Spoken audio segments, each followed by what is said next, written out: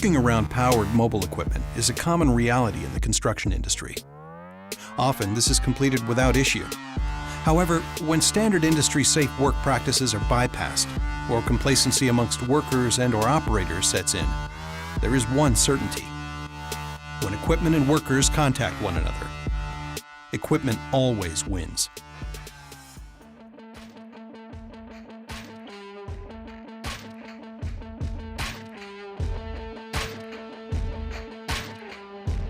Upon arriving to the job site, you will be required to attend a site-specific orientation, which will provide you the knowledge of emergency response procedures, hazards present on the site, including working around mobile equipment, and layout standards regarding site-specific PPE. The minimum standard when working around powered mobile equipment should be CSA-approved hard-toe safety boots, cotton or fire-resistant pants, and a cotton long-sleeved shirt, CSA-approved hard hat, CSA-approved safety glasses and hearing protection, and Class II high-visibility vests. It is important to ensure that PPE is appropriate for your working conditions. Avoid dark-tinted glasses in low light hours or overcast days. Clear vision is key to successfully working around heavy equipment.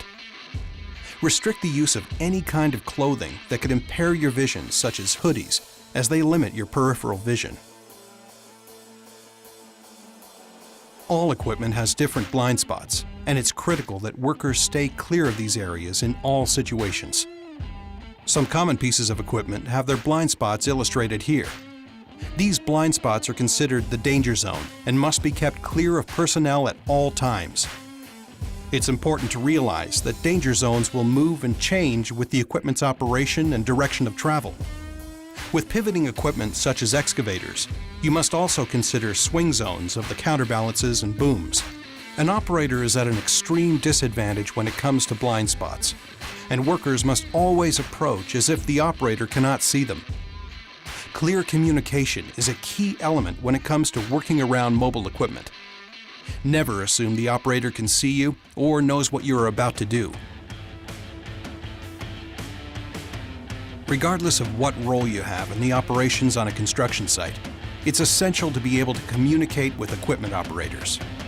Essential communication begins with understanding the safe methods of approaching equipment. Prior to approaching any operating equipment, you must establish contact with the operator to inform them you are approaching. Communication is established through visual contact with the operator and signaling your intent to approach the equipment. The operator must give approval, stop movement, put the machine in a safe mode, and give the hands-off control signal. In some situations, you may have two-way radio communication with the operator. However, visual confirmation and safe operation of the equipment must still occur. Whenever in the work zone of powered mobile equipment, the following basic practices will help reduce the risk of injury to workers on the ground. Always yield to equipment. The operator's ability to stop immediately is subject to their speed of travel, their weight and load, and the operator's personal reaction time. After establishing communication, always pass in front of the equipment, maintaining visual contact. If you are required to pass behind equipment, always maintain a 10-meter safety zone. When working with an operator, never position yourself directly in front of or behind the equipment. In the event of operator error or mechanical failure, by positioning yourself out of these direct lines of travel, you're providing yourself a buffer zone and reducing your risk of being struck by the equipment.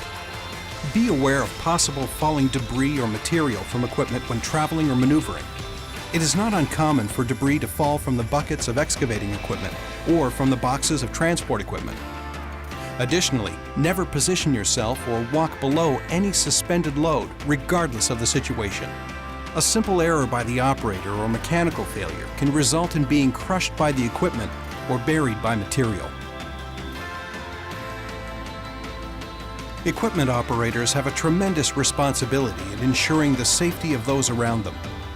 To best execute work safely, it's essential to put yourself in the operator's seat to understand their perspective.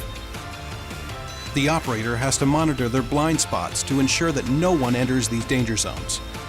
They must always exhibit proactive communication with those around them to ensure they can operate their equipment safely. The use of a spotter is an excellent method to assist an operator to monitor and guide the equipment around its blind spots. The spotter must always stay clear of the danger zones and be aware of other personnel, equipment, or stationary objects in the area. Spotter signals should be discussed and reviewed during your tailgate meeting. It is extremely important that the operator and spotter must be clear on the signals to be used. A misunderstanding of or improper signaling can be disastrous for all those involved. Under all circumstances, if the equipment operator loses sight of the spotter, the operator must immediately stop operations and re-establish communication. Effective communication between the spotter and the operator is essential to maintaining safe operations on the job site. Safe operations when working around powered mobile equipment can be greatly increased by managing and limiting the interaction between workers and mobile equipment. Using barricades to restrict workers' access to areas where heavy equipment is working plays a significant role by ensuring non-essential personnel are removed from the equipment's area. As a worker, know where these restricted areas are, abide by them, and intervene if other personnel violate them. Never cross a barricade without approval from the operator to enter their work area. Despite all best efforts to keep the work site safe, if an incident involving equipment occurs, all workers must be familiar with the emergency response procedures that have been developed for your particular job site. At minimum, these emergency response procedures will include what to do in the event of a utility line strike, contact with an energized source such as overhead power lines, entrapment of a worker by material, and contact of a worker by equipment.